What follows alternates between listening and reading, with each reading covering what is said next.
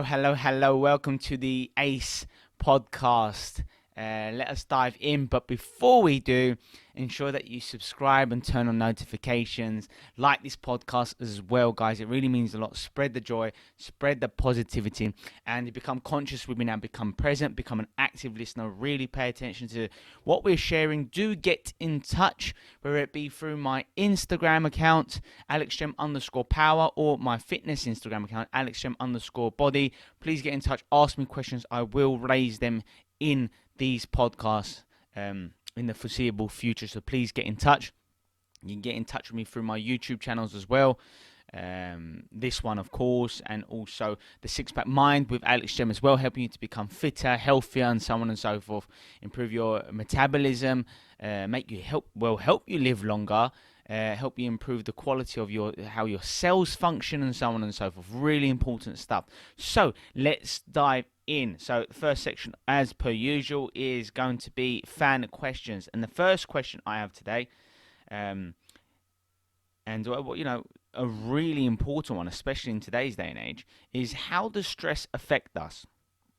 Okay, so I mean, there are so many things I want to discuss for this question. So one of the things I want to make really, really apparent here is that stress is, another synonym for stress is obviously anxiety, apprehension, right? Tony Robbins says it really interestingly. He says anxiety is what lower class people feel, and stress is what the upper class people feel. They record that they are stressed out and all these sorts of things. And really, one of the dangers of stress is that when the hormones of stress are turned on and we become addicted to the hormones of stress as well, our body becomes addicted to experiencing stress, and the neurological and the chemical changes that happens within the body when we experience stress, it becomes addictive. Whether we like to admit it or not, it does become addicted to the mind and body. And the body exemplifying the unconscious, of course. And we look to relive it and to become stressed out for no apparent reason in the future if we experience it so often that it becomes habitual and therefore a subconscious program to experience stress. So when we experience stress, we therefore create an opportunity, if you will, to live out the emotions that we have conditioned ourselves to experience. So if we are feeling stressed out, it will create the series of thoughts and trigger a series of thoughts, and therefore chemicals within the brain, neuropeptides, that condition the mind and body to experience and relive all other like-minded negative emotions. Because when the stress response is turned on, the ego is turned on, because stress is fear. Fear is always a sign of the ego being involved. Fear of the unknown, fear of some kind of obstacle that threatens our identity or our physical form, our physical health, for example.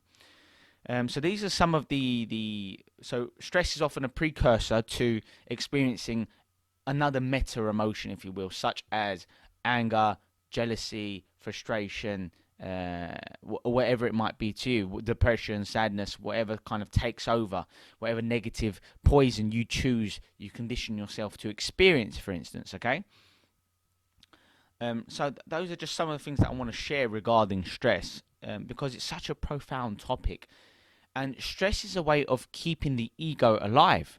When we become stressed out, we're obviously thinking all kinds of thoughts, such as, I'm going to be late to this, or now I won't be able to accomplish this or that by this time. And, this person's going to think this way of me because I didn't get it done the way I wanted to. And these are the mechanisms of stress and the type of thoughts that might arise when we experience stress. And these are all linked to our ego, who we are, everything that we associate with ourselves, our habits, where we're from, our political standpoints, our religious viewpoints, our firm beliefs, our values, or ethics, or lack thereof, even all kinds of things that our gender, our age, all these sorts of variables that we bring together to kind of make us who we are, if we were our identity in this form, in this perceivable form that we come to know as ourselves. And just as a side note, the way I look at people it's got nothing to do with their appearance. It's got nothing to do with necessarily their personality traits or their labels, if you will, such as this person is intelligent, this person is creative, this person is shy, whatever it might be. What we have when we see each other, when we communicate with each other, we have to just understand that we are just communicating with neural nets. We are just communicating with people who have certain neurological and synaptical connections in their brain, and that's all we are. That is what our brain consists of, and that's how the brain defines who we are. We all have what makes us all subjective and unique is not our bodies, how we look, our reputation, how old we are. That doesn't define who we are. What defines us are the connections that are made within our brain. Okay? Because those are the patterns that are unique, if that makes sense. So, how does stress affect us? Well, unfortunately, most people do spend about 70% of their lives, over 2/3 of their entire lives, living by the hormones of stress. Like I expected. I mean, it does increase chronic inflammation throughout the body. Our body becomes dysfunctional, isn't reacting properly at a cellular level here. It could lead to swelling, all kinds of aches, pains, all kinds of build-up of plaque within the brain, and all these sorts of problems. So stress can be a gateway, if you will, for our predetermined diseases or illnesses. Now, just because your parents or your grandparents and so on and so forth are type 2 diabetic, or they suffered with cancer, for example, doesn't necessarily inherently mean that you will acquire those diseases. But if you live within the hormones of stress, so often than not, you are more likely to develop similar diseases in terms of what has been hereditary or what has existed in your family over generations.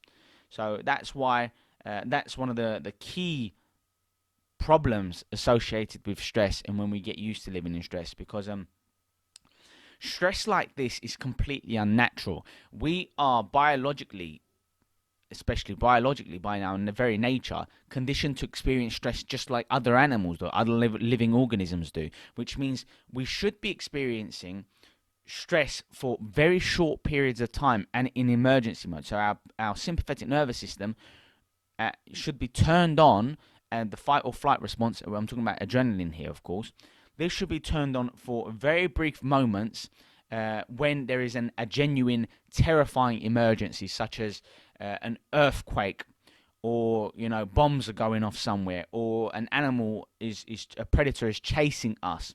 These are instances when stress is appropriate and necessary, so that blood rushes to particular organs and limbs within the body to enable us to run.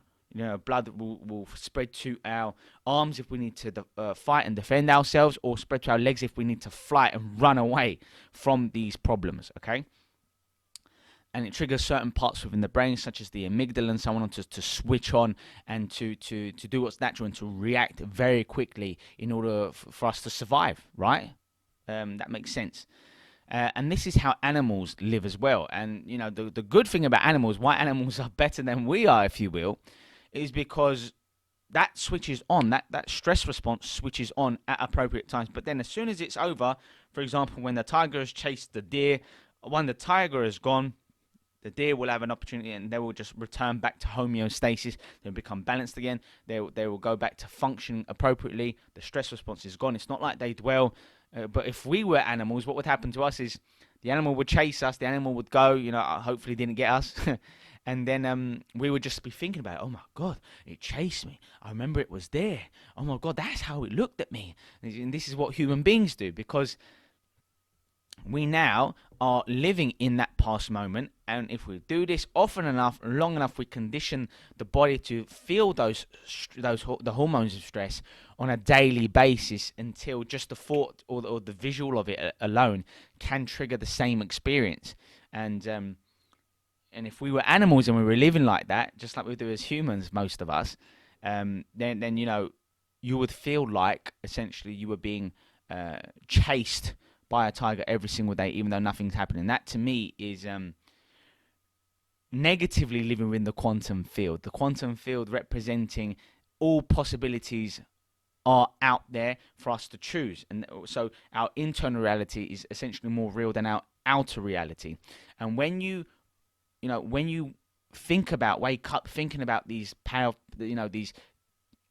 these stressful things that happen in our lives, whether your partner broke up with you, or you lost your job, or your friend, you had an argument with a friend, and so on and so forth, something that stresses you out, you begin to experience this and think about it on a regular basis, and that turns on the stress response. And when people are living in this and experiencing, often we become, like I said before, addicted to it, and the body has learned to execute the hormones of stress, the stress response, better than the mind. So your conscious mind, representing just 5%, very minuscule here in comparison to the subconscious mind, which is obviously comprised of 95%, the patterns that most people live by, because they're living in beta and therefore in automatic, their automatic responses for most of the day. We have no chance to override this negativity unless we purposefully really work on changing our behaviors, changing our state of being, if you will. And by that I mean our thoughts, our feelings, our behaviors, stimulating epigenetics, neuroplasticity, increasing neurogenesis, the creation of new neurons within different regions within the brain, so that we can form new synaptic connections and therefore think differently. That's what learning and change is. When your neurons connect differently, that's what enables you to truly change. Anyway, I digress slightly. So how does stress affect us? Well, it keeps you stuck. Stress traps us in certain mechanisms, in certain responses, and it's completely unnecessary, and it can be changed. But firstly, you're going to need to identify scenarios where you experience stress. For example, for some people, they can literally go into certain environments and the stress response is turned on immediately. I can ask you to remember someone, or imagine someone right now in your mind, someone who stresses you out, and therefore just visually constructing something of them will turn on the stress response within you. And there are some people who you associate with stress, and then when you see them, it turns on the stress response, and therefore a series of thoughts and negative chemicals ensues, and then you're living in survival mode, and then you start to experience, whether it be jealousy, envy, anger, indignation, hopelessness, sadness, depression, whatever it might be for you. Those hormones get triggered, and you can see how this can spiral out of control.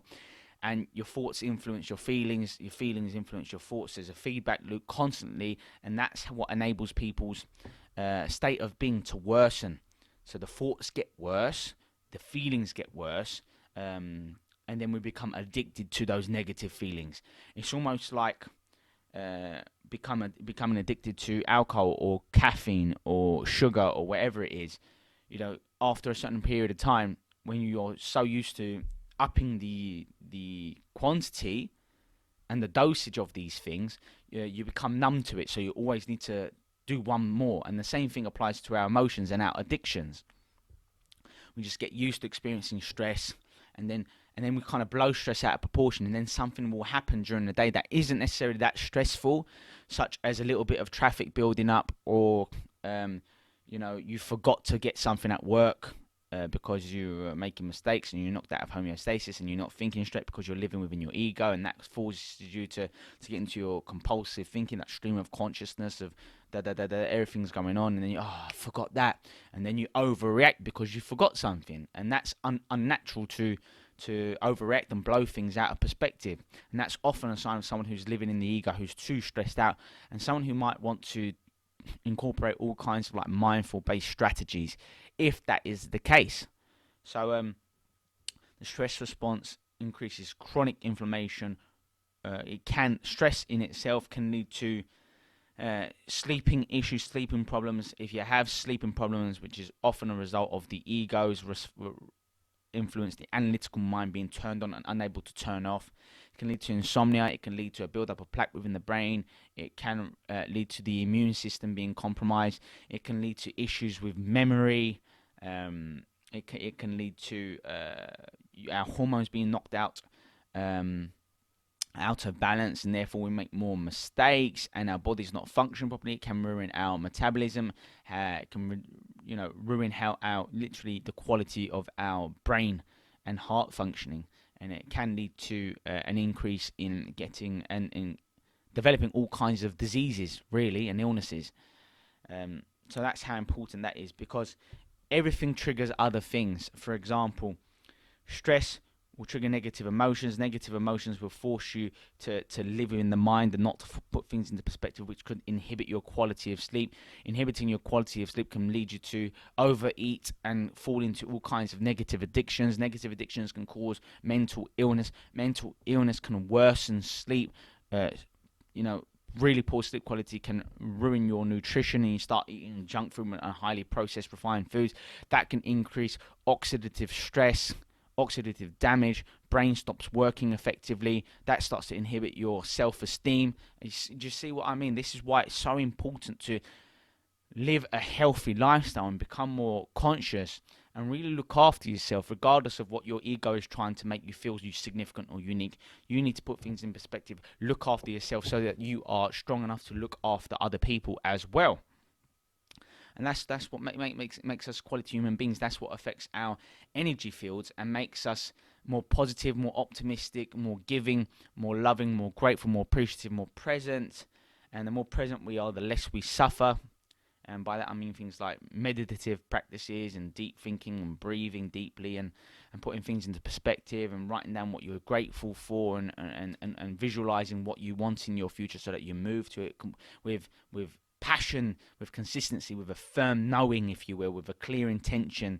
And that is coupled with a beautiful emotion such as joy, bliss, happiness, peace, contentment, giving, and so on and so forth. So stress is it is a killer. It is stress kills and harms your neurons. Stress can make you less intelligent. Stress can make ruin your quality of relationships. Stress can make people, because it knocks us out of homeostasis. Stress creates diseases. Stress can ruin our, like I said just a moment ago, our relationships. Stress can ruin our memory quality. And if our memory is compromised, if we struggle to learn things and therefore remember things, then that could have all kinds of consequences for our ability to function properly in society and to make logical, better choices for ourselves and those we support. So stress is as bad as it gets. I can't think of anything worse than those, to be honest. That is literally as bad as it gets. But we can change it, and it requires practice. It requires putting things into perspective. It requires slowing down our mental processes, stop living in beta brainwave state, especially high beta, which is associated with really high arousal, really high stress, really negative emotions like anxiety and anger or frustration or impatience or whatever it might be. And we have to slow our processes down. And whenever we try to slow things down, sometimes the brain will trick us, and because we're so addicted to these certain patterns in our brain, our thoughts and feelings, we'll start to think, no, I can't slow down, I've got to do this, I've got to do that, these people depend on me, these are my responsibilities, I want to achieve this, I want to achieve that. But if you keep living like that, life will give you signs. And I speak about this on a regular basis. The universe is constantly giving us signs for, and nudges, if you will, for improvements and changes that we should make in our lives before it's too late, before something quite fatal or disastrous happens to us. Whether it be, collapsing, having a panic attack, getting into a car accident, there will often be signs building up, signs from the universe, if you will, to kind of correct us, to make us more present, to keep us more conscious and awakened. And if we do not abide by these signs that the greater intelligence, that universal consciousness, if you will, throws at us, then we are susceptible to falling into all kinds of problems.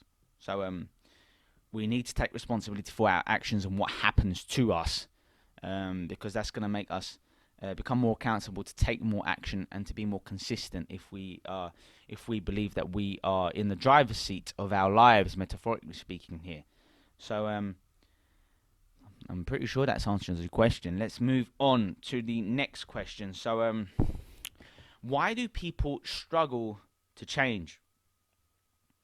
And I'd say that this kind of links to what I was already talking about. Stress is because we become addicted to certain patterns. We become addicted to our identities. We become addicted to, this is who I am. This is what I have. These are the things I have. These are the things that I don't have. You know, that's what I'm good at and that's what I'm not good at. And these kind of labels, if you will.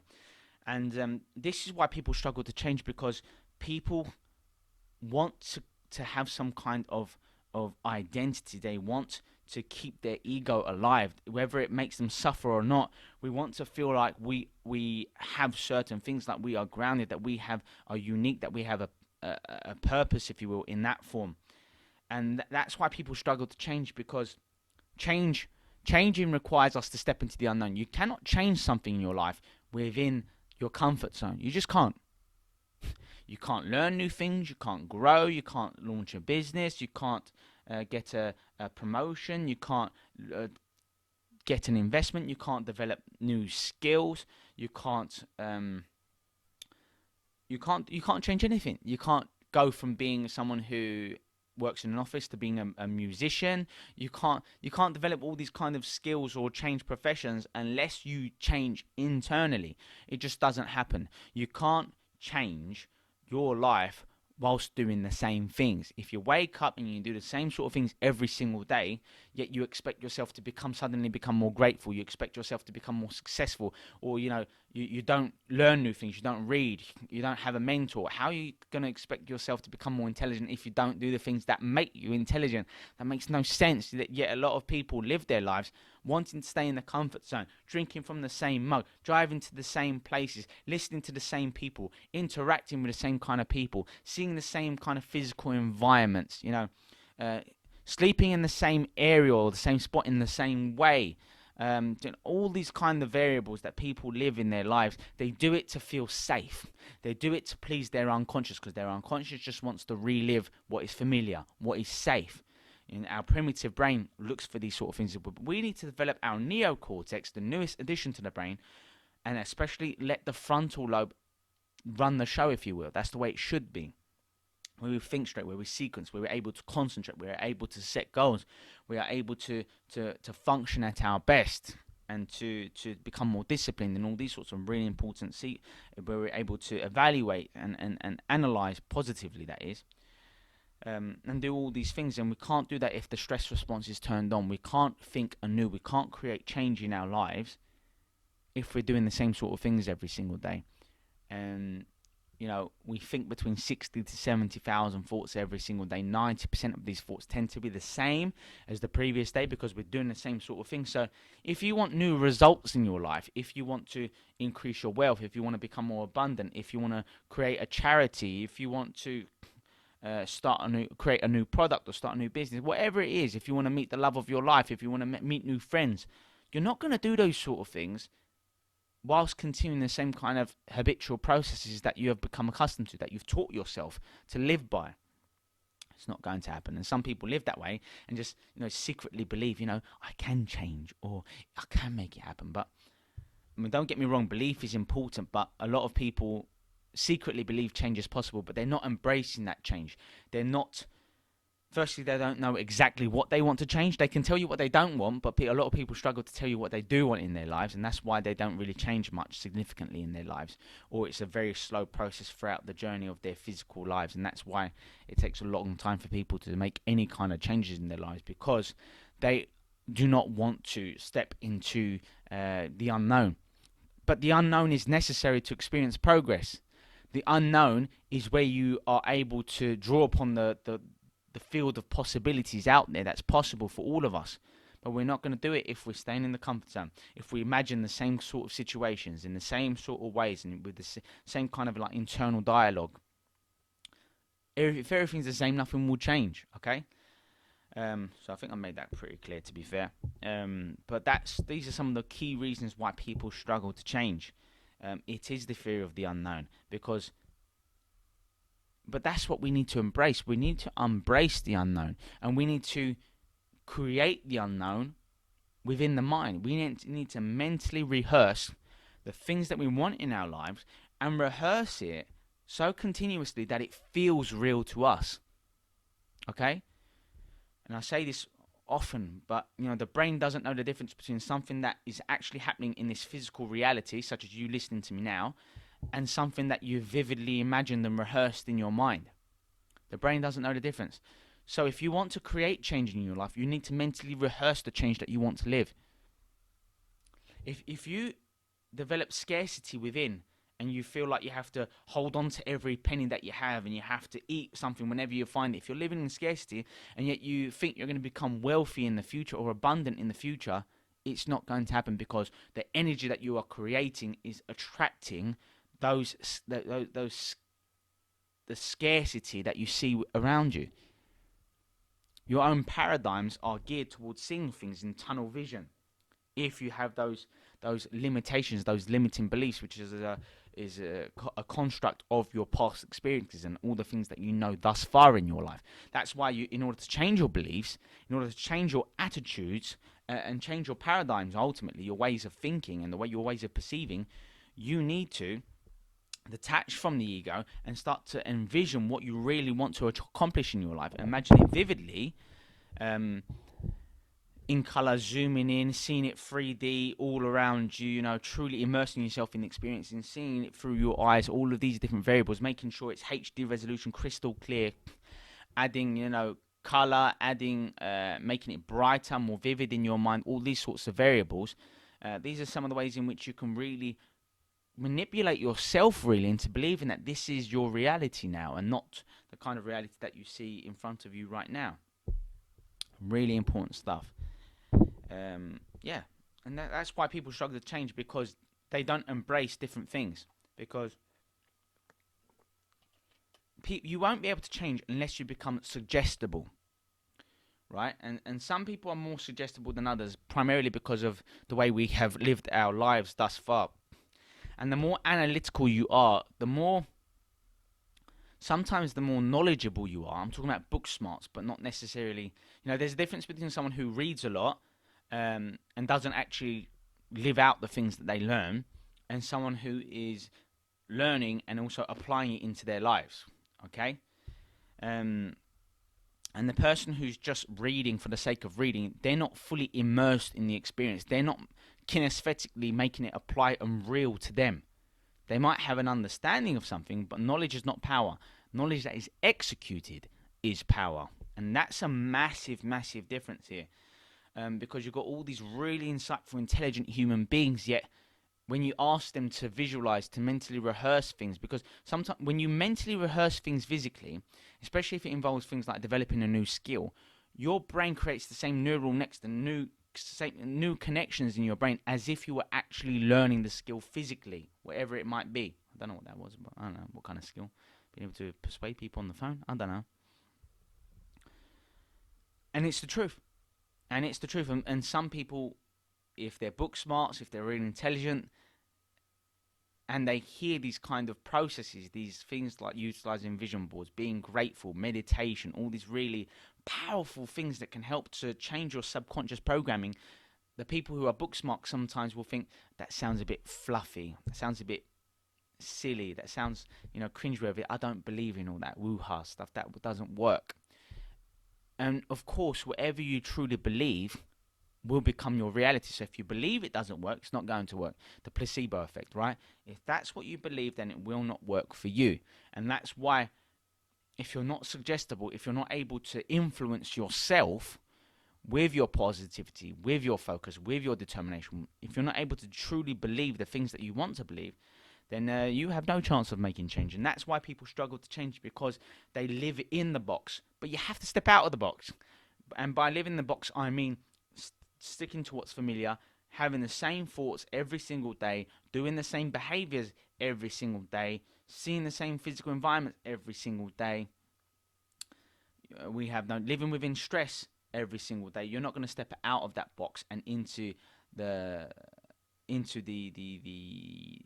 air of change, if you will. It's just not going to happen. So I think I've made that pretty clear, to be fair. Let's move on to the next question. So what are some of the biggest mistakes that you've made? Well, I'm only human as well. So,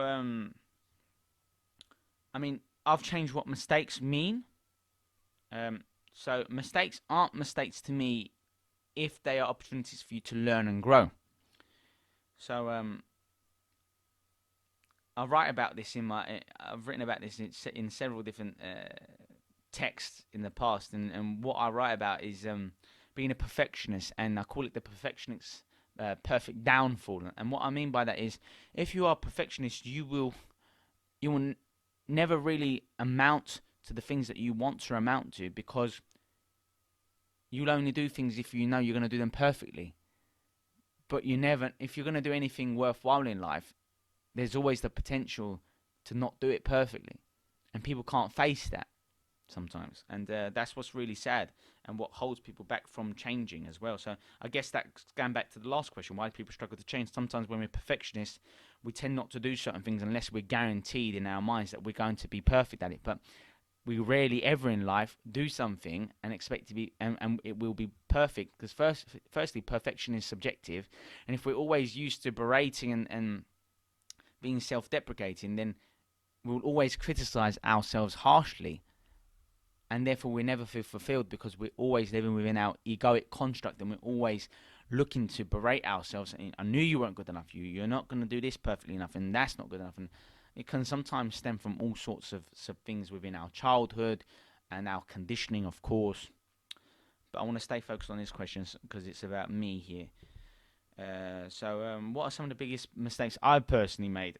Well, for the early to mid parts of my 20s, I would say living within my ego way too profoundly, wanting to force outcomes are some of the mistakes that I used to make.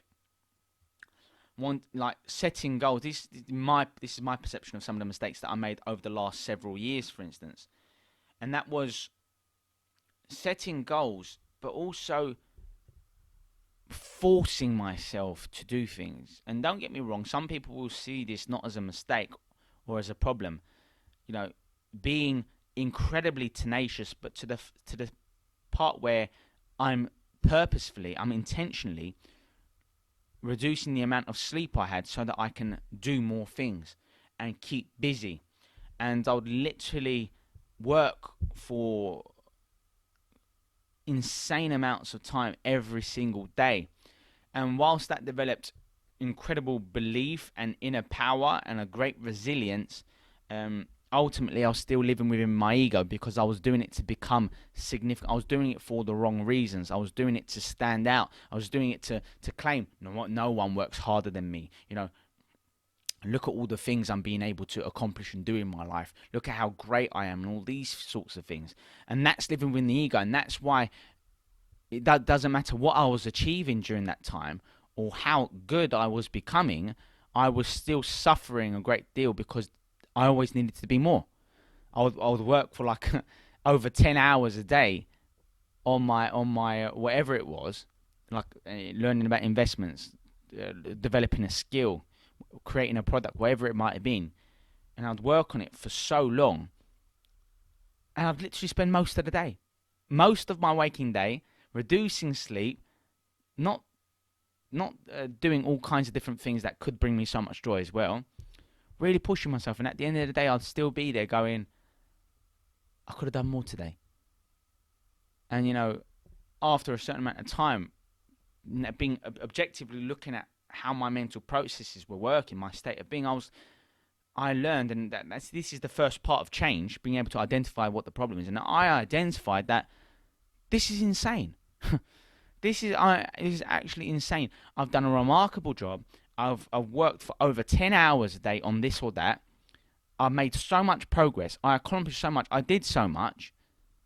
And yet I'm still being harsh with myself. I'm still feeling like I should have done more. And it got to a point where I just really wanted to make some changes in terms of my consciousness. I wanted to put things into perspective. I wanted to become more grateful. I wanted to be more self-loving. I wanted to become more free, to be honest with you, and not live within my ego anymore. And that's what turned me on to all kinds of mindful strategies, all kinds of presence strategies, more enlightened and awakened states, if you will. And that's what enabled me to become more abundant, to become more wave, more frequency, more energy and less matter, less focused on the physical form, and wanting to feel significant, unique, superior, and all those nonsensical things that don't really matter, do they?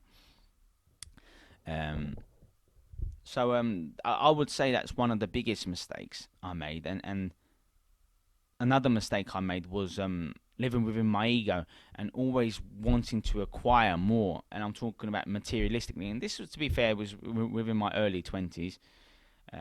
So you only know what you know, right? You can't be wiser than the things that you know thus far in your life. So some of the mistakes I made was, squandering so much wealth, so much of my money from the job that I was doing, um, on things that don't matter, on material luxuries to try and show off, to make myself firstly feel like I was superior, and also to try and convince others that I was of a certain had to have a certain reputation, to be perceived a certain way, which is all nonsensical.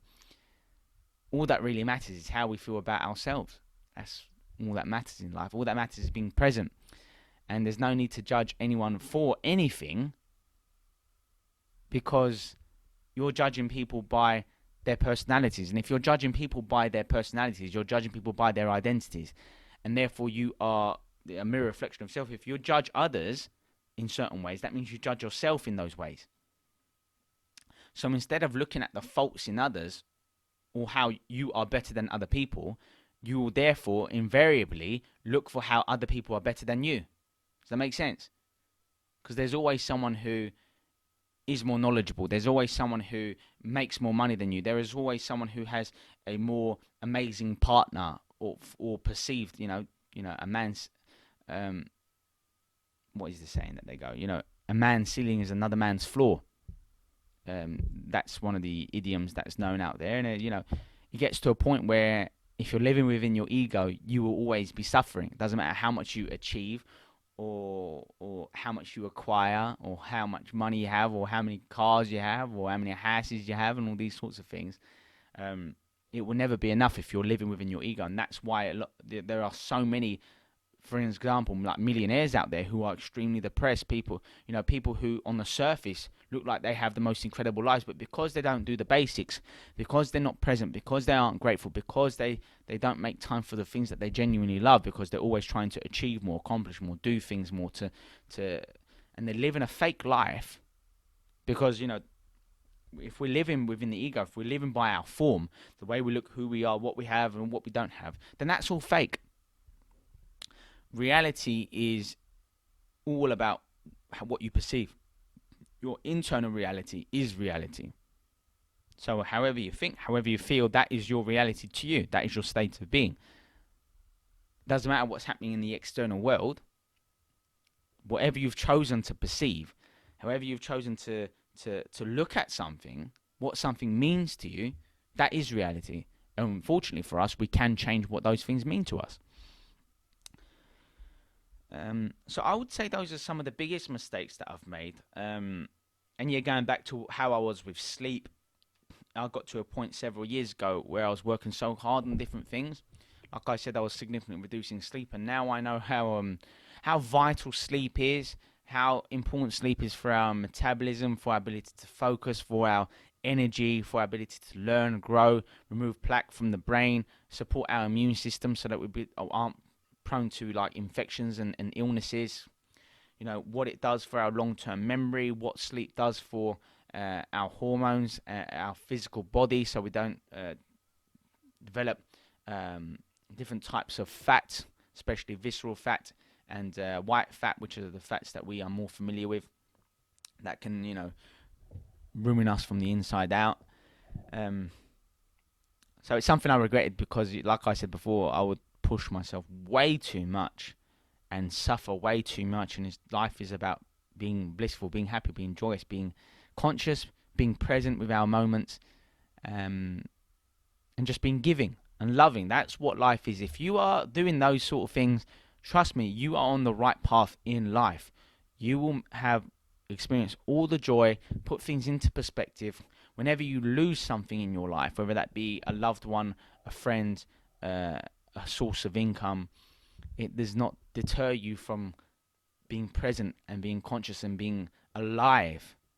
Okay. So those are just some of the key mistakes that I've made personally. But generally speaking, yeah, I would say I'm at a point where there's no such thing as a mistake in a way, because a mistake is only a mistake if you perceive it to be a mistake. So I guess I would say that mistakes are living within the ego, which we're all human beings. We can become susceptible to these sort of things, but the key thing is to identify when your ego is taking over and to remove yourself from it.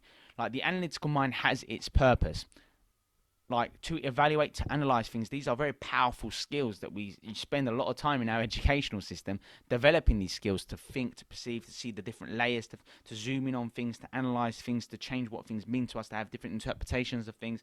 These are all important skills, but these are skills that create the potential for the negativity to infiltrate. So if you are really good at analyzing situations, that's a brilliant skill. But if you can't turn that off, then what happens is that positive way of thinking and analyzing then turns upon you.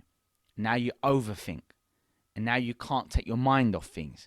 And now that ruins your negativity and creates low vibration. You start to attract more negative things into your life. You attract illnesses, you attract disease, you attract bullies or really mean people, or people who want to cause some kind of harm to you. You attract arguments and drama and conflict and all because, and it all stems from what was once a strength, your ability to analyze things, for example. So that's why it's all about balance and being able to catch yourself when that skill starts to turn on you. Okay?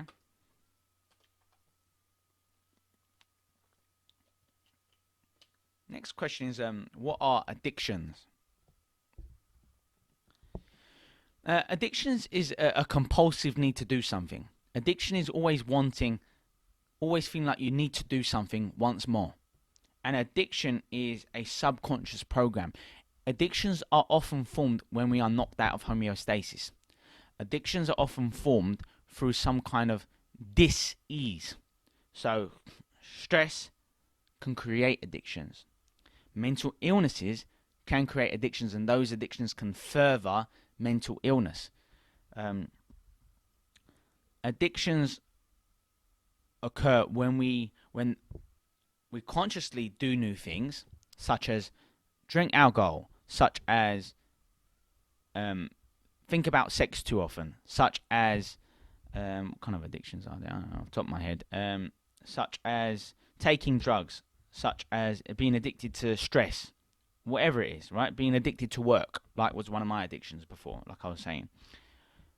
And what happens is we those thoughts release neuropeptides, chemicals, which go throughout the body and go into the receptor sites of certain cells and upregulate negative genes in this instance, and they downregulate more supportive genes that can make us function optimally.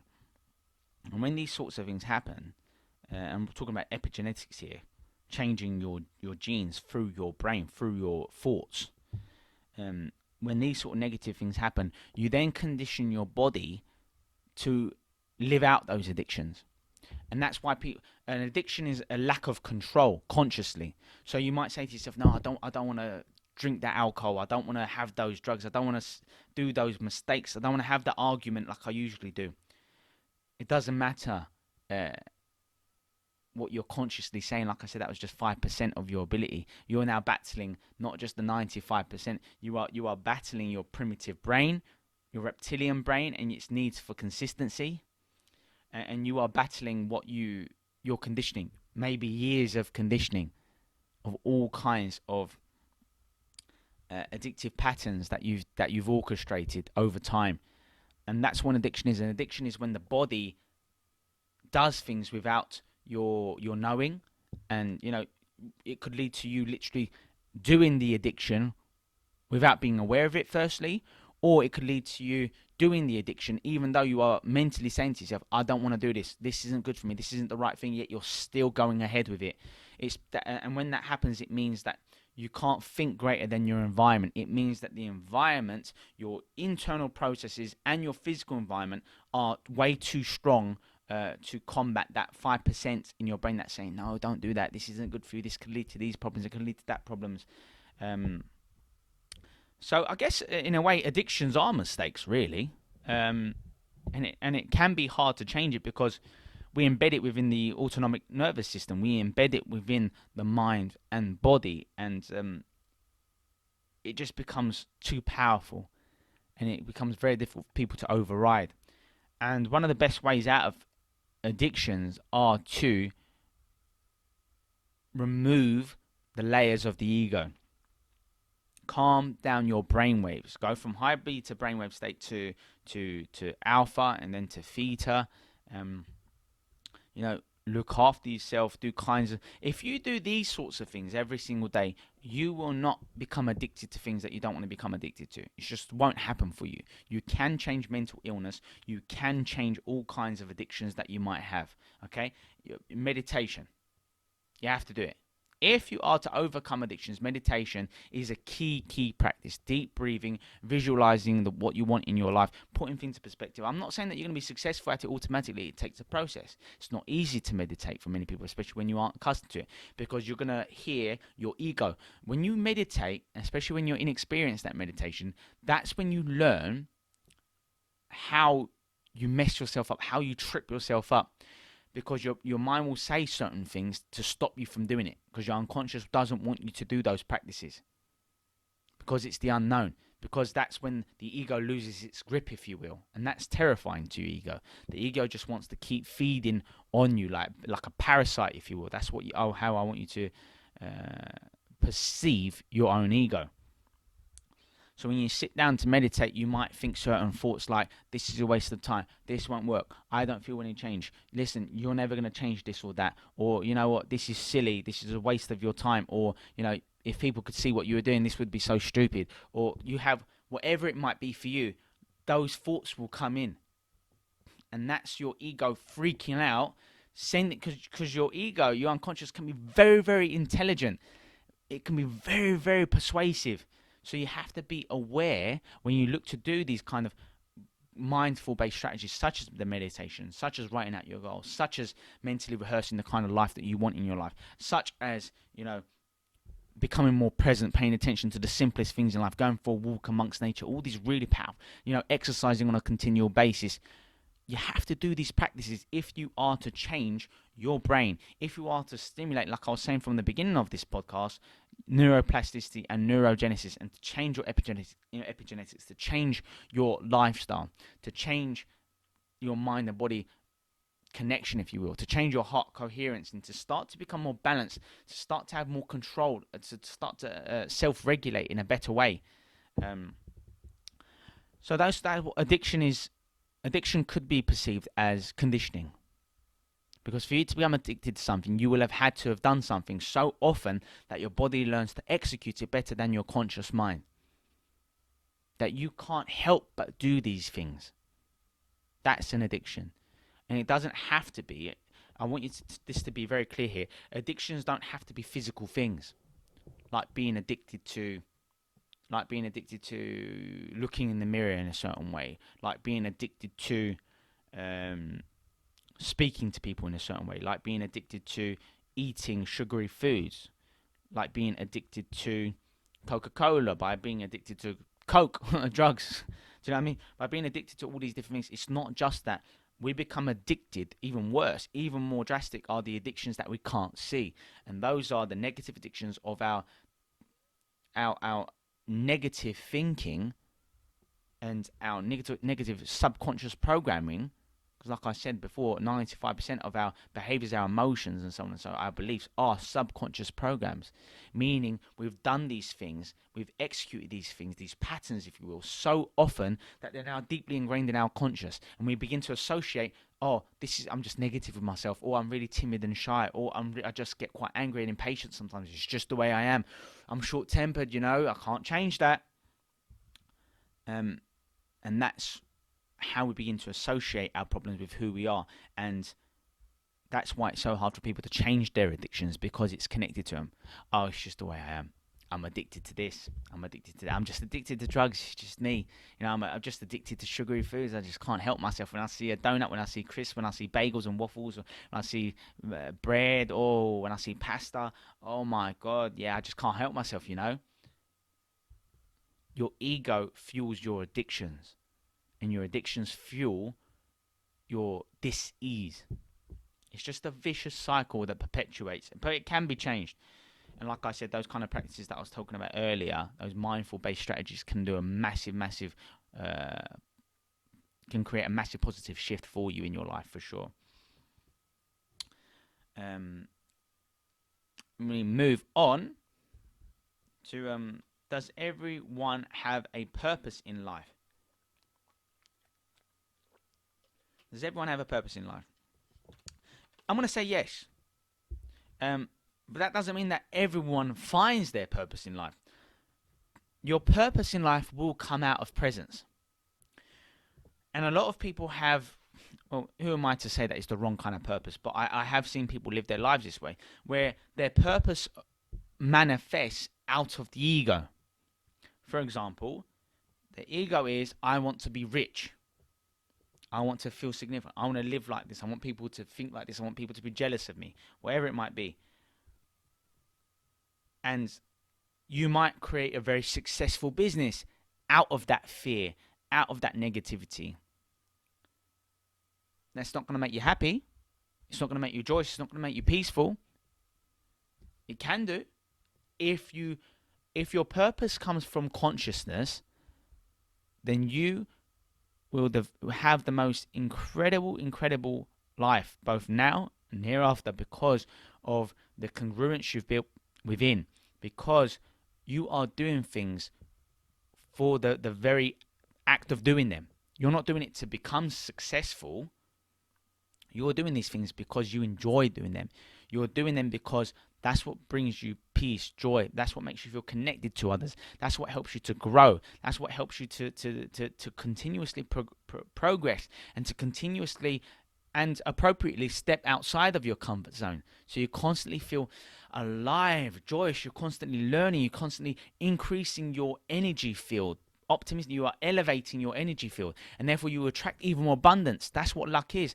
Luck is not just some random thing that happens. Luck is a consequence of your expectations, of surrendering and having faith as to what you want to accomplish in your life, and having a solid purpose in your life that you move toward. Not an egoic purpose where you're motivated, we're going to meet all kinds of obstacles. No, when you have a purpose that comes out of consciousness, of being present long enough to watch and to feel what manifests out of that, that's what makes you impregnable and impervious. That's what will enable you to keep going in life and make you more resilient and genuinely enjoy the accomplishments that you create, rather than achieving things yet still not feeling enough, becoming a millionaire and still not feeling enough, having millions of people who adore you yet still not feeling like you're good enough.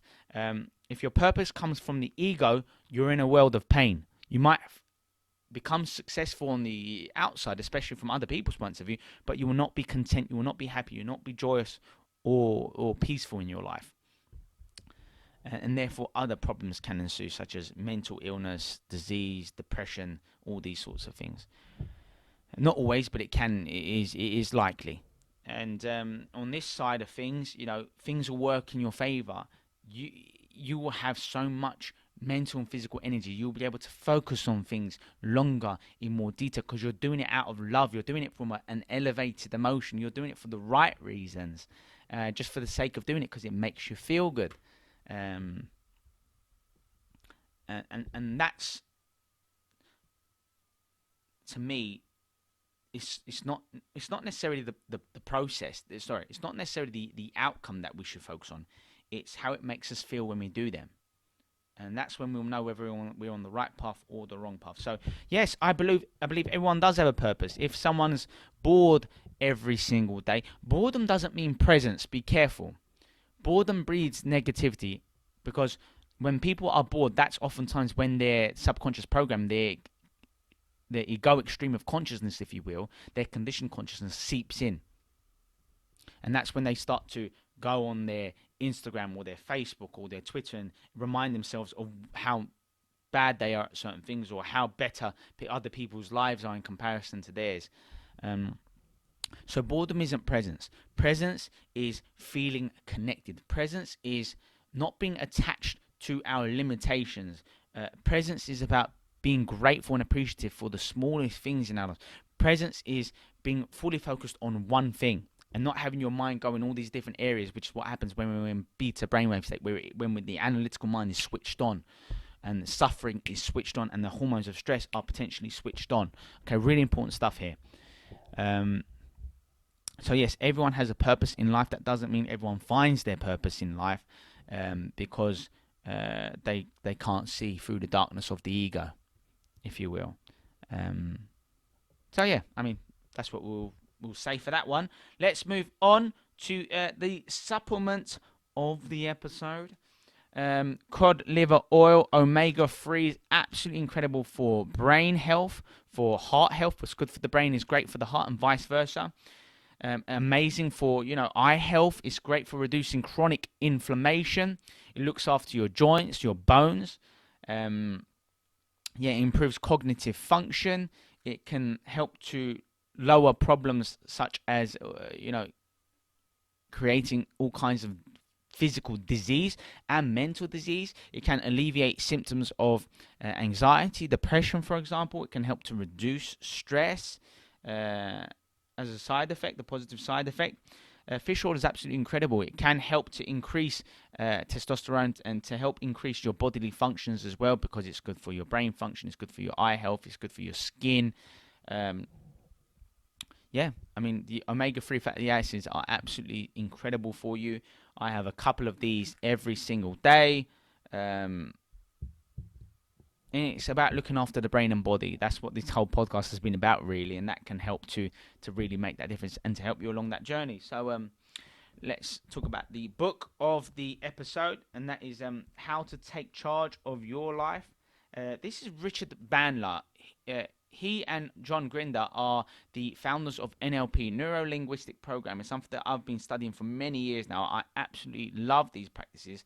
And, I've mentioned several times in this episode the importance of mentally rehearsing what you want in your life and how you communicate things to yourself, your internal state of being.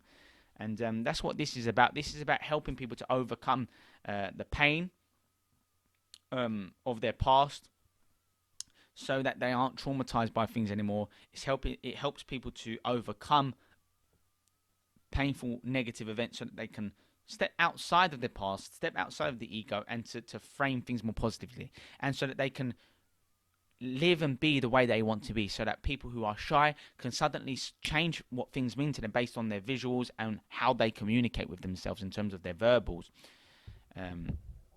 so that we can become more confident, for example, so that we can feel more abundant, for example, so that we can literally step into the person we want to be and feel that way and feel capable of being that way based upon how we use colors, how we see things in our minds, how we perform these past experiences in our minds, how we execute them, and all kinds of practices that you can implement to change what things mean to you in your mind. And when you change what things mean to you, you are essentially becoming a new person. You are changing your perspectives and paradigms. You are being able to create new connections within the brain, and therefore reshape and rewire how your brain works so that you can make the appropriate changes to become more peaceful, more blissful. And this can help you. NLP can help you with how things mean to you. So, generally speaking, it's about, there are so many different practices, but, if something's a negative experience to you,